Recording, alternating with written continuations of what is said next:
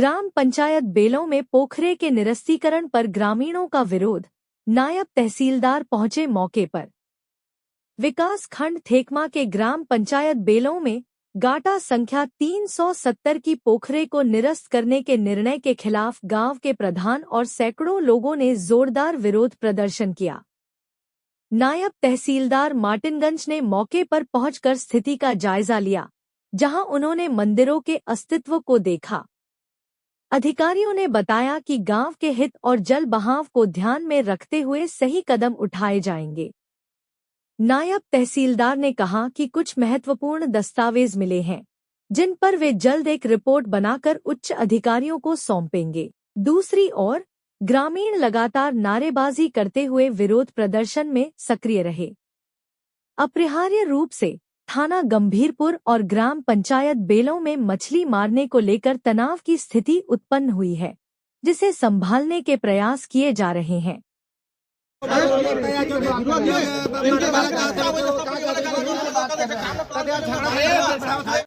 क्या मामला है? जगह कौन सा है? मामला ये सर ठेकमा ब्लॉक के अंतर्गत ये बेलऊ ग्राम पंचायत का मैटर है। इस समय हम लोग जहाँ का विवाद है 370 के बिल्कुल तिराहे पे खड़े। 370 क्या गाटा संख्या? गाटा संख्या है सर, ये पोखरे का नंबर। अच्छा, बौर उसको बोला जाता है। सर श्रीमान जी, एक बात पत्रकार महोदय, आप लोग लोकतंत्र के चौथे स्तंभ कहे जाते हैं, और सबसे पहले बोलने से पहले आप लोगों का शुक्रिया, very very thank you for this work. Sir ये भी कहना चाहता हूँ कि टीवी 19 के जितने भी हमारे पत्रकार भाई हैं, इतने बड़े मुद्दे को आप लोग पब्लिक के सामने ला रहे हैं, शासन के सामने ला रहे हैं, प्रशासन के सामने ला रहे हैं। तो हम आकाश भाई को, अपने विश्वकर्मा जी को, संदीप भाई को, सबका थैंक यू बोलता हूँ। सर पूछिए, बहुत गंभीर मैटर। 1995 में सर इस पोखरे का पट्टा हुआ था जी। गांव की जनता ने सर्वसम्मति से फैसला लिया था कि कोई भी व्यक्ति गांव का इस पोखरे का पट्टा नहीं कराएगा।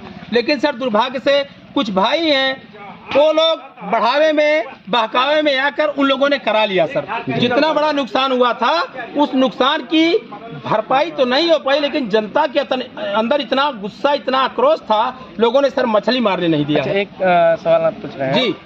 तहसील से नायब तहसीलदार आए थे जी, क्या आश्वासन आपको दे के गए? वो सर उनकी कार्रवाई से हम लोग संतुष्ट हैं।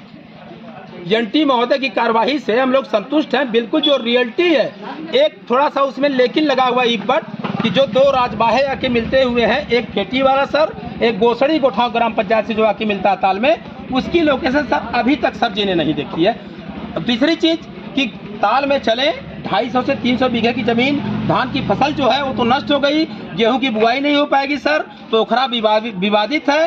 कम से कम आधा घंटा सर इस सड़क पे गोली चली थी इसके लिए। मैं झूठ नहीं बोल रहा हूँ, मत मानिए मेरी बात को। आप यशो साहब, उस समय बरदा थाना हमारा था, पता कर लीजिएगा। लेकिन फिर भी सर हम लोगों ने शुरू में आपत्ति मारी।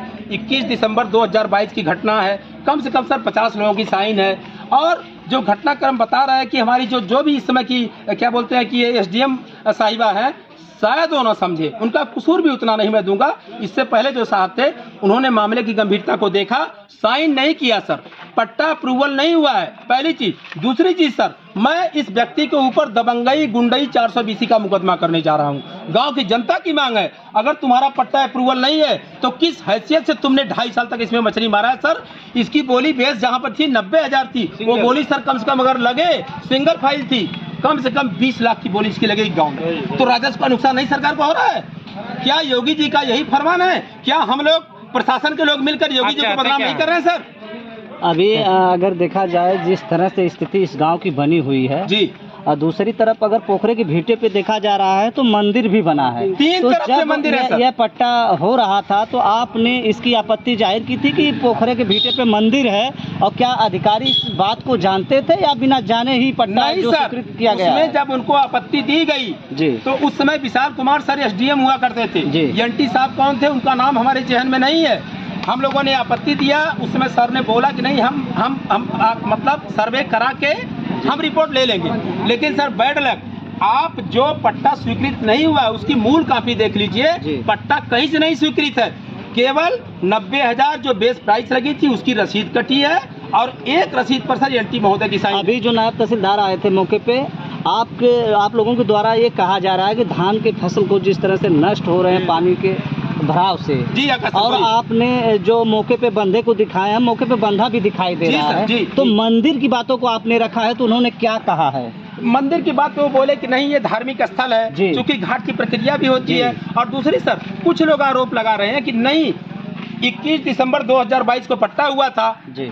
आज तक गांव वाले कहां सो रहे थे। सर हम लोग शुरू से तहसील का चक्कर काट रहे थे, सबके यहाँ गए सर, गांव वालों की कोई सुनवाई नहीं, मामला इतना गंभीर था। एक बात, अगर हमारे सर लोग वाकई अगर परीक्षा पास करके आए हों, अगर उत्तर प्रदेश के भूगोल के मानसून की जानकारी हो, तो उनको कहना चाहता हूं, केवल रिकॉर्ड निकाल ले 3 साल का, कि 3 साल की तुलना में इस साल जो बारिश होती है उत्तर प्रदेश में, क्या ऐसी बारिश पिछले 2 सालों में हुई थी? नहीं हुई थी सर। मैं उनको बोल रहा हूँ, आप लोग पता कर लीजिए, पढ़े लिखे लोग हैं। तो सर इस बार चूंकि गांव की जनता का इतना बड़ा नुकसान हो रहा है, आप 90,000 रुपए की बोली लगा रहे हो, 10,000 रुपया सालाना लगान रखे हो, उसकी तुलना में सर 250 बीघे की जो हमारी धान की, क्या मांग आप चाह रहे हैं? क्या चाह रहे हैं? बोलने दीजिए सर, 250 बीघे की धान की फसल जा रही है, गेहूं नहीं बोया जाएगा। आप 90,000 और 10 साल का 10,000 के हिसाब से 1 लाख को जोड़ लीजिए। आपकी मांग क्या रहेगी? मांग सर हमारी ये है, मुद्दा क्या है?